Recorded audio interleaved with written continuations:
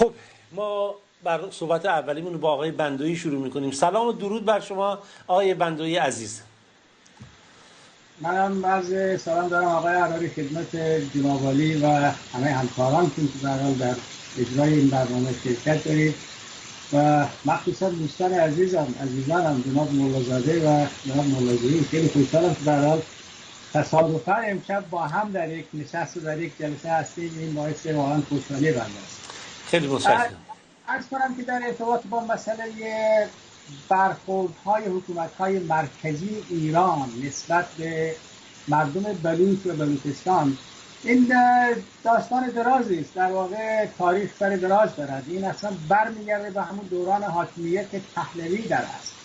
ببینید مسئله اینجاست، هر وقت یک سیستم ها و یک حکومتگران تمامیت خواهی حکومت بخوان بکنن بر یک جامعه ای که یک رنگ نیست، رنگارنگه، طبیعی است که اونجا اون تمامیت خواهان تمام تلاششون رو خواهند کرد که آنهایی که هم رنگشان نیستند با سیاست و با زور و با هزار تهدید و هزار بیچارگی هم رنگ سازی و همسان سازی اجباریشون بکنن. اون اصطلاح معروفی که به اصطلاح اسیمیلیشن معروف رو میگن. در ارتباط با جامعه بلوچ و بلوچستان هم دقیقا همین مسئله از همان ابتدای حاکمیت پهلوی بگیریم که عمدتاً در آن زمان مسئله مذهب زیاد برجسته نبود، ولی در جنبه‌های دیگر از نظر زبان و از نظر فرهنگ و از نظر هنر و از نظر مسائل اقتصادی و بخصوص متوجه هستیم بودیم که جامعه بلوچ سرشان به کدام گوشه های کشورهای همسایه نرفته و نرسیده، فقط به خاطر اینکه تیکه نون برای خودشون در می‌آوردن. چرا که وقتی که میرفتن وارد شهرهای دیگه‌ای که به قول بسیار از بلوچ‌ها، من وقتی بچه بودم یادم میاد قاعده زاهدان که میشد میگفتن ایران. بسیار از بلوچ‌هایی که همون زمان میرفتن به شهرهای دیگه‌ای که به قول اونها میگفتن میرفتیم ایران، تحقیر میشدن، تحقیری که در واقع به شکل سیستماتیک از سوی حکومتگران شکل میگرفت، نه اینکه مردم عادی با مردم عادی بلوچ مشکل داشتن بذارن. آنهایی هستند که به هر حال میخواستند از آنچه که به عنوان ابزار در دستشون بود برای ایجاد نفاق، برای ایجاد کینه و دشمنی استفاده بکنن. من سخن رو کوتاه بکنم به این شکل که وقتی که جمهوری اسلامی اضافه شد، این تمامیت خواهی به بعد مذهبی هم به خود گرفت و باعث شد که به هر حال از جنبه‌های مختلف مردم بلوچ از همشون، از همه قشر و قماش به عنوان غیر خودی در این سیستم باشند. و یکی از سیاست‌های بسیار جا افتاده که با 1001 دلیل قابل اثبات هست توسط حکومتگران سابق و کنونی استفاده میشه و بالخصوص حکومت کنونی که حکومت فرقه‌گرای مذهبی هست، حذف فیزیکی مردم بلوچ بود. چرا که این حکومتگران مردم بلوچ را آنچنان که هستند نمیخواستند. اینها فقط سرزمین بلوچستان رو با امکاناتی که داشت میخواستند. سرزمین بلوچستانی که انگلیس ها در واقع قاصر بودند، این بخش غربی بلوچستان منظورم هست، قاصر بودند از تصرفش، ولی نهایتا وقتی که شکست خوردن با همکاری قاجاریه در واقع این بخش از بلوچستان رو انگلیسی ها تحویل قاجاریه دادند. داستان درازی است، قضیه تاریخی 1870 بود در قاجاریه اومد و چه مصیبت هایی سر اون مردم وجود اومد که کلمه قجر از آن زمان تا کنون هنوز ورد زبان مردم بلوچ هست. اما بعد از جنگ جهانی اول و وقتی که بلوچ ها در واقع از حاکمیت اونجا رو در دست خودشون گرفتن، باز هم متاسفانه باز هم انگلیسی ها به کمک حکومت های مرکزی ایران اومدن و پس از اینکه یک کودتایی بر علیه اون انقلاب مشروطیت در ایران انجام داده بودند، سیستمی را آوردن که برای همه میدونیم سیستم پهلوی که از رضا شاه پهلوی در واقع از سه قشون حمله کرده، از سه قسمت، از سه زاویه حمله کرده بلوچستان و در واقع به قول خودش جمله‌ای که مطرح می‌کند میگوید که بلوچستان رو به تصرف در آورد. از آن زمان به بعد همیشه تلاش این بوده است که به شکل فیزیکی حذف کنند. حالا چه بهانه‌های مختلفی باشه برای اینکه بلوچ‌ها رو خودشون رو بدون همدیگه بندازن به شکل قبیله و طایفه و حمایت کردن از این طایفه بر علیه اون یکی دیگه، و چه در ارتباط با اختلافات فرهنگی بین نمیدونم بگیریم سیستان و مکران و زابل و فلان، و چه بگیریم حتی در دوران جمهوری اسلامی دعواهایی که بین انسانهای بلوچ‌هایی که به هر حال به شکلی مذهبی بودن و کسانی هم بودن که ضمن احترام به مذهب افراد مذهبی بودن، از این کانال ها در واقع اینها استفاده کردن برای اینکه این مردم رو تضعیف کنند از جنبه های مختلف.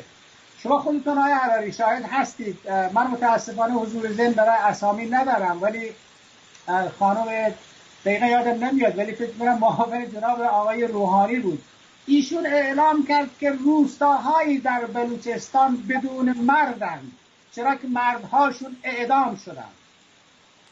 کاملا طبیعی است وقتی که همچنین سیاستی باشه که علاوه بر اینکه بلوچ‌ها رو خودشون اصلا میدونید آقای بندوی، شما میگید روستاهایی از بلوچستان، حتی روستاهای بلوچی که در خراسان هست، من الان اسامیشتون ذهنم هست، اشکست و خیرآباد، جمعیت غالب مردان یا کشته شدن یا فرارین یا در زن و در فقر مطلق به سر میبرن. من عمدن این اسما رو آوردم، دو سه روستای پر جمعیت بلوچنشین در جنوب خراسان، بماند از آنچه که در بلوچستان خانم جوانمردی بود که جوانرودی بود، کسی اینو اشاره کرد. آیه بندوی عزیز، شما همجوری که اشاره کردید به تاریخ مظلوم این مردم بلوچستان و شرایطی که ما در بلوچستان دیدیم و شاهدیم، اصلا قطع نمیشه این، چه در اونهایی که در سواحل دریا هستن، چه اونهایی که بالاخره در حواشی مرز هستن، چه اونهایی که در کوهستان‌ها و صحراها و کویرها هستن دارن زندگی میکنن. هر روزی به یک عنوان داره بر اینها ستم میشه. حالا بماند از این که تغییر جمعیتی رو هم در این مناطق شروع کردن. خب شما سالیان سال به عنوان یک فعال سیاسی بلوچ در خارج از کشور در انگلستان هستید و فعالیت میکنید، میخوام ببینم که در این سالها مثلا آیه ملازاده اشاره کردن که از جریان وبلاگ نویس، اولین وبلاگ نویس آقای یعقوب مرنهاد که اعدام شد، که حالا در موردشون صحبت خواهیم کرد، فعالیت های شما مختصرا چگونه بوده و ارزیابیتون از رسانه هایی که ادعای حقوق بشر دارن،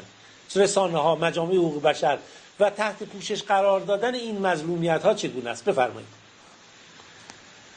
از کنم اجازه بدید قبل از این که به موضوع فرمودید من اشاره داشته باشم. اینجا اسم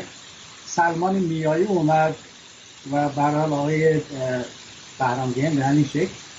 در ارتباط با سلمان میایی من فقط یک نکته رو خواستم اشاره کنم، به دلیل اینکه من اینجا با یکی از دوستان بسیار نزدیکش یه ارتباط داشتم، آشنا شدیم. ازش پرسیدم این برای بچه‌هایی که 16 نفری که واقعا صبح روز بعد از اون اتفاقی که سر مرز سراوان افتاده بود اعدام کردن، شما کسی رو میشناسید که اتفاقا ایشون اسم آقا میایی رو بود؟ گفتم خب جرمش چی بود؟ گفت که ایشون هیچ جرمی نداشته جز این که این رو گروگان گرفتن به خاطر اینکه برادرش فعال سیاسی بوده و بهش گفتن که اگر چنانچه برادرت بیاد ما شما رو آزاد میکنیم. دقیقاً عین همین داستان در ارتباط با محمد صابر ملک رئیسی است که در واقع این جوان هم که یک واقعا کودک بود زمانی که دستگیرش کردن به جرم در واقع به این که گروگانش نگهش داشته باشن که برادرش که اونجا نیست و یک فعال بر علیه رژیم بوده اون بخواد برگردونه. میخوام بگم که درجه قانون شکنی های این حکومتگران در بلوچستان بر علیه مردم بلوچ حد و مرز نداره. در واقع هیچ نوع استانداردی وجود نداره که اینها بخوان رعایت بکنن و داشته باشن این قضیه رو. یه اشاره هم شما داشتید در ارتباط البته خود شما باعث شدید خواهش می‌کنم بفرمایید. فرمودید که اون مسائلی که توی نزدیک بیجن اونجا اتفاق افتاده بود یه دردی تازه شد و اون درد اینه که ببینید به خاطر اینکه بلوچستان وسیع هست، زمان رضا شاه قسمت‌های از بلوچستان رو تحت عنوان این که بذار زودتر آباد بشه و مردم زندگیشون بهتر بشه گذاشتن. جز خراسان یه بخشی رو دادن به کرمان از جمله جیرو، یه بخشی رو دادن به استان هرمزگان. الان در واقع بدترین نوع زندگی رو همون بخش از مردم بلوچی دارن که جز در استان هرمزگان هستن و در استان کرمان هستن. من حداقل چیزهایی در ارتباط با بخش خراسان ندیدم، ولی در ارتباط با اینا خود رژیم معترفه با توجه به عکس‌ها و شواهدی که داره نشون میده که زندگی این مردم صدها برابر باز بدتر از زندگی اون بخش از مردم بلوچی که در بلوچستان زندگی میکنه. بگذارید از این مسئله و برگردم به اون نکته که شما فرمودید. ببینید نیروهای آگاه، نیروهای روشنفکر و مسئول بدون در نظر گرفتن اینکه خواستگاه فکریشون چی باشه، حالا اسامی رو به کار میبرن، بعضی‌ها لغات رو به کار میبرن، روشنفکران مذهبی، روشنفکران غیر مذهبی، برای من فکر میکنم اصلا این معنی نداره، به دلیل اینکه آن کسی که درد را میبیند و در مقابل اون دردمندان نمیتونه ساکت باشه، در مقابل تبعیضاتی که در واقع این حکومتگران بر علیه انواع مختلف این مردم، فرق نمیکنه چه قشر و قماشی باشن، اعمال میکنند، در واقع این مردم، این روشنفکران ساکت نمیمونند و با انگیزه‌ای که دارن در قبال این نوع حکومتگران به مبارزه برخواهند خواست. در حال خودتون، من مطمئنم سنتون قد میره، به هر حال زمانی که جمهوری اسلامی اومد چه واقعا در منطقه بلوچستان به وجود اومد، چه جوانهایی واقعا اعدام شدن در همون ابتدای کار که جمهوری اسلامی اومد. خب طبیعی است به هر حال یک تعدادی که به زندان‌ها افتادن، تعدادی هم که به هر حال اعدام شدن و یک تعدادی هم تونستن از اونجا به هر حال به خود تبعیدی دست بزنن، خودشون رو برای حفظ جان خودشون رو تبعید بکنن. من میتونم ادعا کنم که بخش بسیار وسیعی از آن کسانی که خارج از بلوچستان به هر حال تونستن جان خودشون رو نجات بدن، هرگز نتونستن یاد آن عزیزانی را که به اتفاق همدیگه بودند و از دست دادن، پای چوبه دار رفتن و حتی پول گلوله ها رو جمهوری اسلامی از پدر و مادران فقیر اونها میگرفت تا اینکه برای بعضی‌ها خوششانس بودن جسدهاشون رو میدادن، برخلاف آنکه این 16 تا جوانی که الان صحبت شد حتی جسدهاشون رو هم تحویل ندادند و پدران و مادران را در واقع یک حقی است که اصلا در دادگاه‌های بین‌المللی این مسئله واقعا قابل پیگیری است، محروم کردند از اینکه یک آرامش فکری بگیرند، آرامش خیالی داشته باشند این پدران و مادران عزیزان که به هر حال یک خداحافظی با اون اجساد این عزیزان شهید خود کرده باشند. بنابراین اون بخشی که بیرون آمده بودند به شکل‌های مختلف تلاش داشتند که حداقل اگر کاری دیگه نمیتونن بکنن، چون دور از اون جایی هستن که میتونستن شناگری باشن در اون جای خود، حداقل بتونن به عنوان یک پیام رسانی باشن به جوامع بین المللی، به برای اون مجامعی که به شکل‌هایی در ارتباط با مسائل حقوق بشر فعال هستند و میفهمند آنچه را که در بلوچستان بر علیه بلوچ و مردم بلوچ میگذرد آنها را منعکس کنند و نهایتاً شکلگیری تشکلات سیاسی مختلف، تداوم همان گونه حرکت‌هایی بود که هر کدام با انگیزه‌های به هر حال مسئول این کارا بودند. در نتیجه میخوام اینو بگم که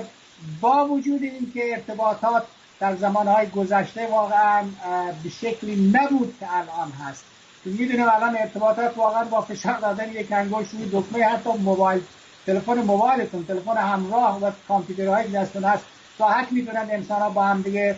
ارتباط گیری کنن، همچنان که همکنون هستیم. ولی حتی در همان زمان هم با وجود اینکه ارتباطاتی نبود، اما اخباری بود که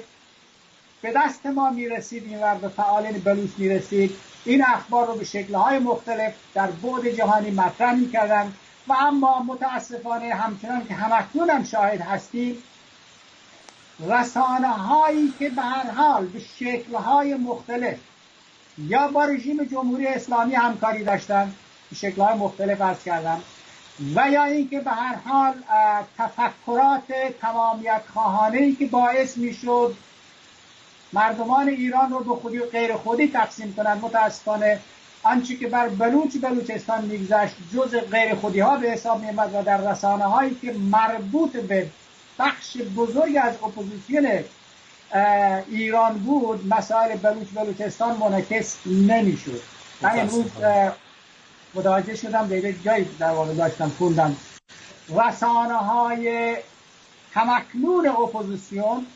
با تمام احترامی که من به خانم ستوده دارم، واقعا بی‌نهایت انسان ارزشمندی هستن ایشون،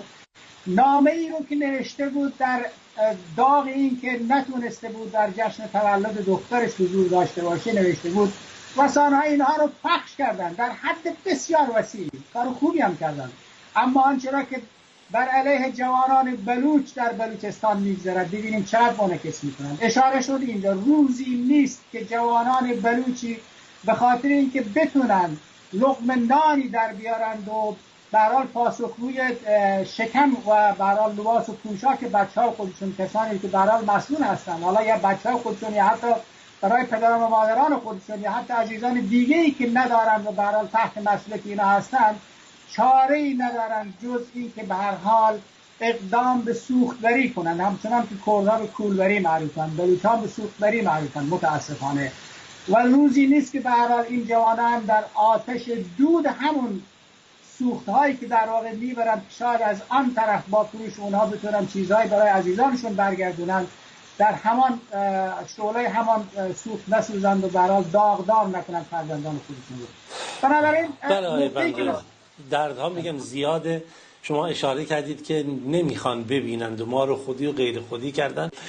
آیه بندوی، مطلبی رو شما در مورد سلمان میایی ذکر کردید. خدا رحمت کنین بزرگوار این شهید جوان و مظلومی که در چابهار بود. خانواده و فامیلای ایشون با من تماس گرفته بودن و از این مظلومیت و همین گروگانگیری که شما میگید بارها اشاره کردن. اما دست ما به عنوان یه رسانه چی برمیاد؟ من و شما همه مثل هم هستیم، چه بسا شما در شرایط خیلی بهتر. و اشاره هم کردید به بحث خودی و غیر خودی. امروز هم دیدم تصاویری فرستاده بودید از تظاهرات دوستان بلوچ ما در جلوی پارلمان سوئد در اعتراض به همون اعدام‌های سال 1392 4 آبان 1392 آقای بولیدی و دیگران. این سوال برای من مطرح میشه: آیا این امکان نیست با توجه به اعتراف صریح مرضیه که گفت ما اینا رو به انتقام و تلافی جویانه کشتیم، پرونده‌ای لایحه‌ای به دادگاه لاهه علیه این جنایتکار حداقل که علنی شده ارائه بشه و اینها رو به پای میز محاکمه جهانی کشونده بشه که حداقل ما بتونیم یک سرصدایی بکنیم؟ در خدمت شماییم. ببینید، در ارتباط با رساندن شکایت به دادگاه لاهه معمولا از تشکلات سیاسی یا افراد و شخصیت‌های سیاسی شکایت قبول نمی‌کنند و کسی که باید به دادگاه لاهه شکایت بکند باید کشوری باشد که عضو سازمان ملل هست. و طبیعی است فعلا با توجه به اینکه بسیاری از دولت‌هایی که به هر حال در همسایگی ایران هستن به شکل‌های مختلف یک سری همکاری دارن و این گونه مسائل رو فعلا در شرایط کنونی متاسفانه دولت‌های منطقه این کار رو نمی‌کنن شکایت بکنن. اما از نظر حقوقی واقعا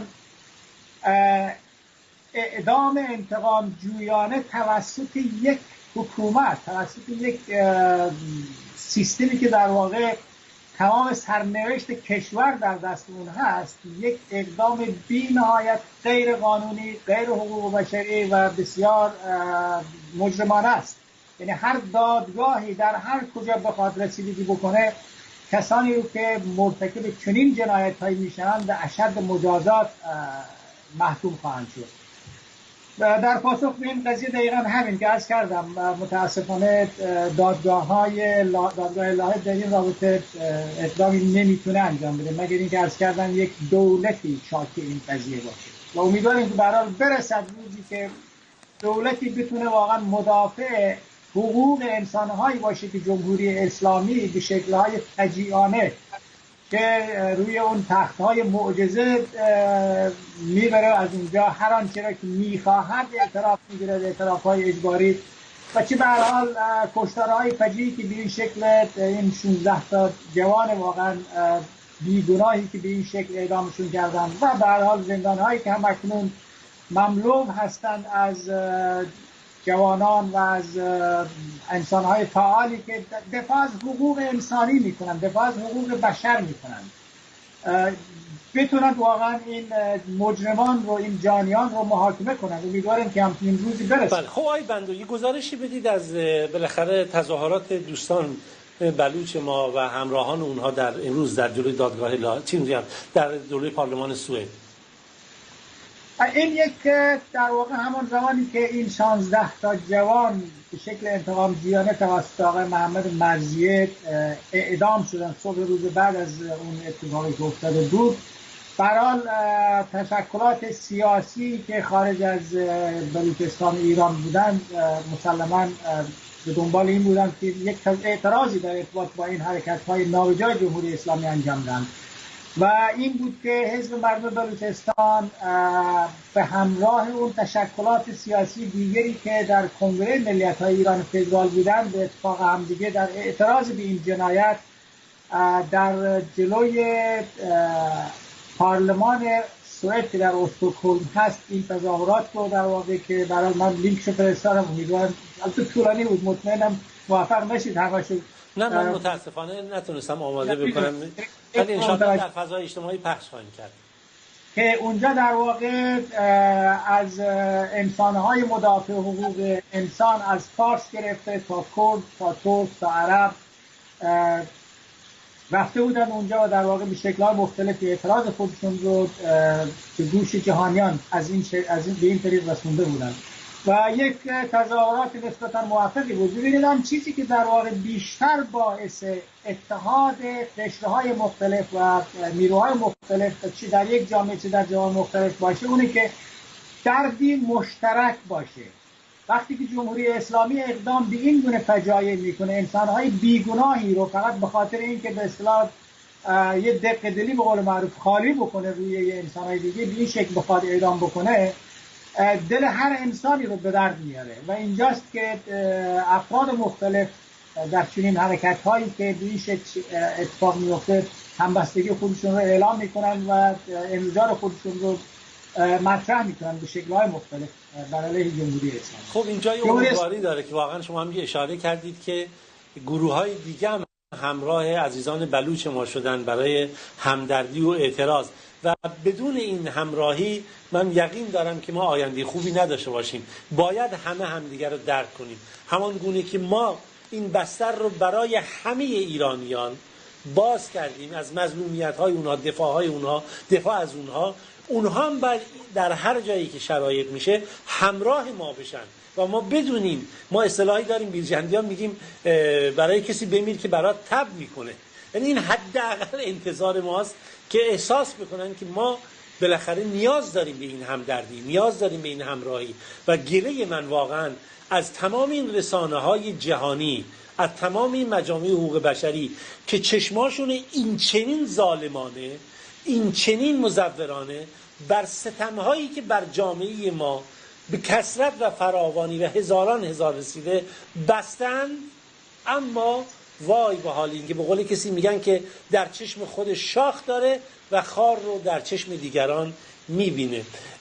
آیه بندوی با در خدمتون خواهیم بود در پایان برنامه. آیه بندوی چون وقتمون به پایان رسیده و من هم ببخشید اگه صحبتاتون رو قطع میکردم میان صحبتات، 1 دقیقه 1 و نیم دقیقه فکر کنم 1 دقیقه بیشتر وقت ندارید. دوست دارم یه مطلبی دارید که خودتون مورد نظرتون هست بفرمایید.